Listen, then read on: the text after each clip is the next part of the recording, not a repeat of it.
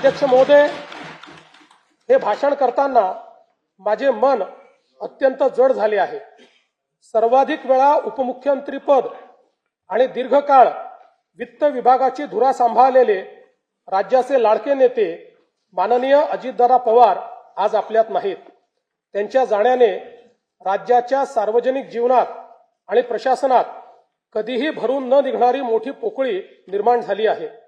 त्यांनी एकूण 11 वेळा राज्याचा अर्थसंकल्प मांडला। अजितदादा व अर्थसंकल्प हे नाते दृढ झाले होते।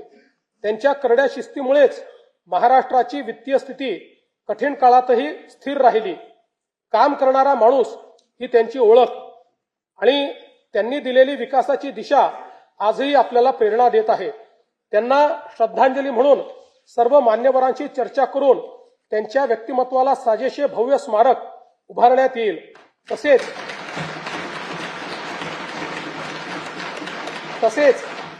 त्यांच्या नावे गतिमान नागरी सेवा पुरस्कार देण्यात येईल असे मी जाहीर करतो।